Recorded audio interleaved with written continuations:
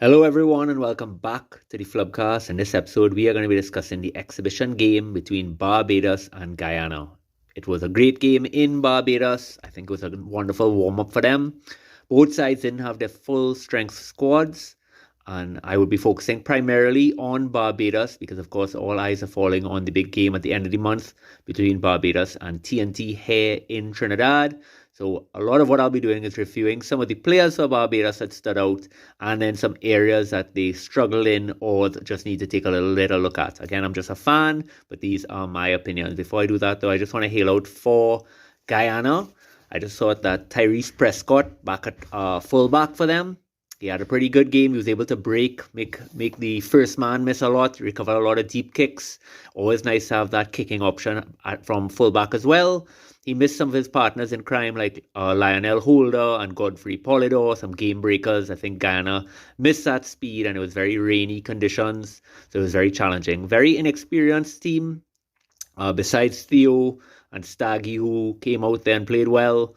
But a lot of potential, and that is going to be a squad that's only going to grow and grow together. So very exciting. I also want to just highlight their scrum half, Kevin Brathwaite, who's one of the few scrum halves in the Caribbean who utilizes the box kick. I think his distribution from the base is very good, and at scrums, I think he moves the ball very, very well. And even though there were some handling errors there just because of the conditions, I definitely see his experience shining through, and we'll get to that later on. But first thing first, I just want to highlight a few Barbados players that stood out. They told me don't talk about everyone, just highlight a few.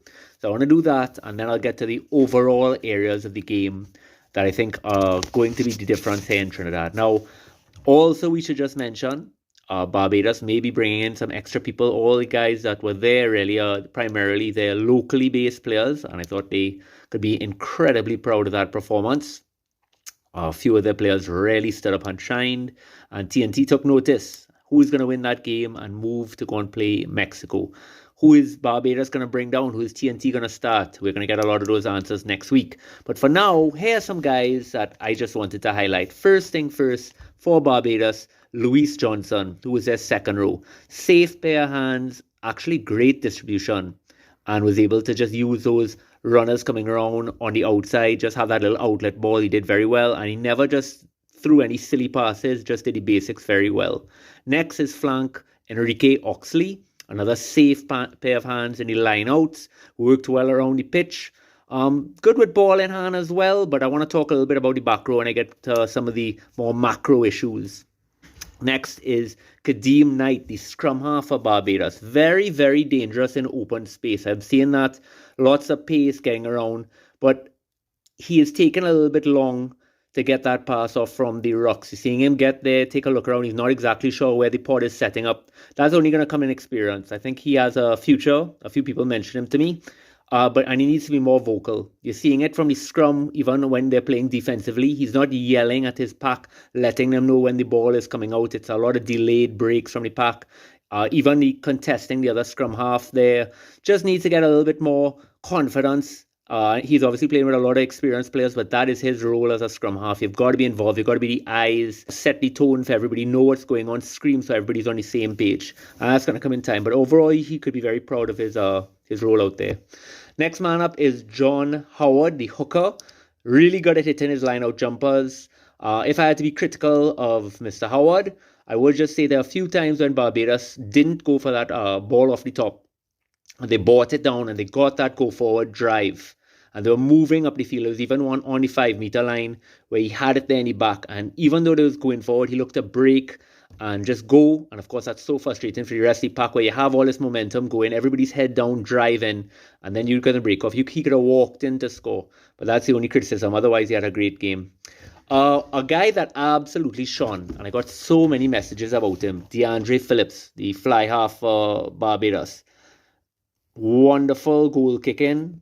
His distribution was excellent. In fact, the back line for Barbados was firing all night in horrible conditions, which has me a little bit nervous. His kicking out of hands was good. If I had to be critical, sometimes he would just pump it down the field and put no real pressure on the fullback. His wingers would fly up, easy for the fullback to break that first line and go. But otherwise, I thought he had a very, very good game. Very, very good. Speaking about great games, let's move on to Sean Ward, moving at inside centre. The talisman of Barbados Rugby. How he's still doing it is anybody's guess. I will just continue to pump that when Barbados takes the simple option of those little passes to the inside centre, straighten, take it up 5 yards, stays on his feet so that his pack could get there and set, and they just go phase by phase, it works very well. Do they have some skill to get it out wide and make some miracle ball and they will score a try from their own 22? 100%. But we'll talk about that where one of their bigger issues coming up. But when they slow it down and just play their game, that catch and drive, those little one-off passes, they looked relatively unstoppable. They really did start to move. When they start to go a little wider, their back row is having a lot of trouble just getting there to clear and setting that next spot. But we'll talk about that. Up next again, the other centre, the outside centre, Josh Rudling.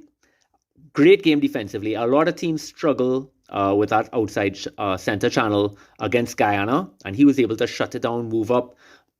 Didn't make any mistakes, just catching the ball, taking it up. Strong guy. He could be a real player for Barbados going forward as well. And last but not least, just somebody I wanted to highlight, Simon John, brother of Simeon John, fullback. Classy finishes. Looks very, very, very deadly with ball in hand.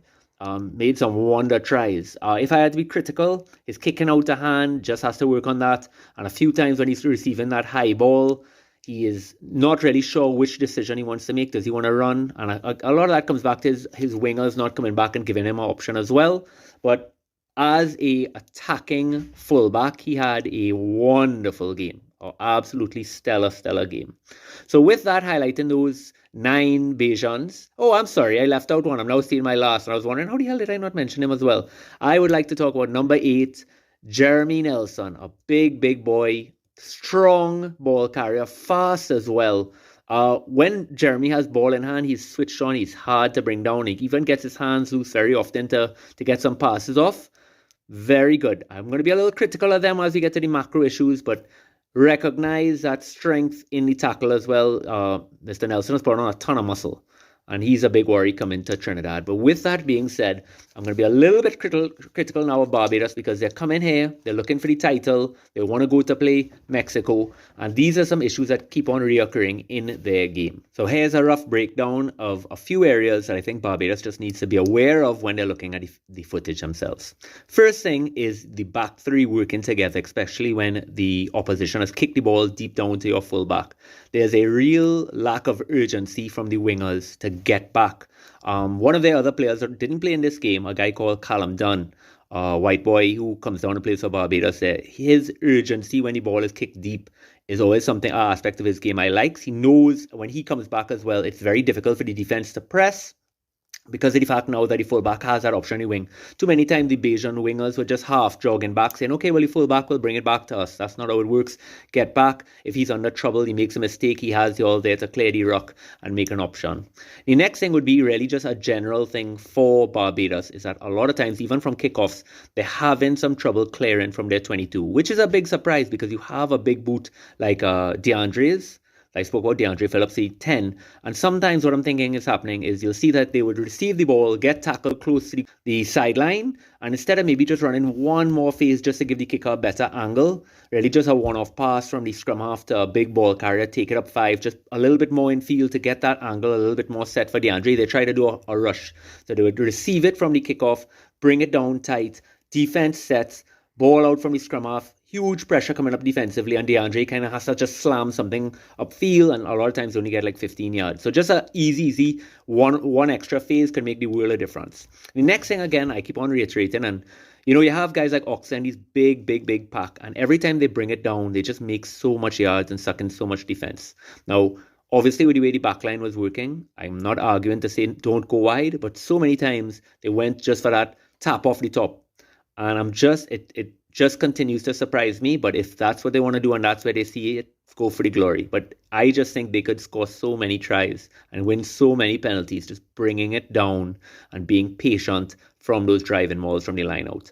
One of the bigger problems for Barbados is, and this might be a little critical, is they genuinely, in my opinion, seem to really lack a genuine open side open side flanker. And this is no disrespect to Jamie Lashley.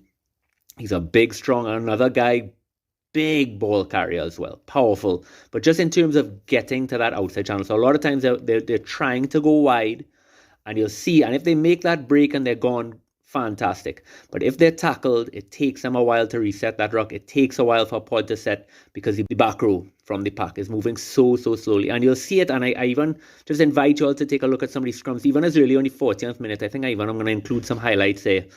You'll see that they're breaking from the scrum, and instead of, like, they're just moving at this 50% half jog across the field, and by the time the tackle comes, they're a little out of position. It takes a while. The defense now sets back, and they're back against static ball. Even though from that backline move, they got that go forward, it's all lost because the back row is taking so long to go, and give the scrum half another option as well. And just take a look at the footage. It keeps on happening over and over. Defense is allowed to set again because the back row is just moving. If you could just bump up, I'm not saying it has to be a wind sprint every time, but right now the break and half jog at 50%, if you could just improve that to 70%, it will be exponential. You'll have so much extra time. Defense won't have that chance to set, and you will get that extra go forward that you need to keep the play running. Just something to think about. And again, look at the footage, see how it's operating, see off these scrums, are we getting our back row in the position there? Even if somebody makes a break for a ball back inside or anything, we are looking at Barbados play, and why I was highlighting as well why it works so well with Sean Ward taking those little crash balls closer to the pack. It's just that is where the reality is. They are a lot more comfortable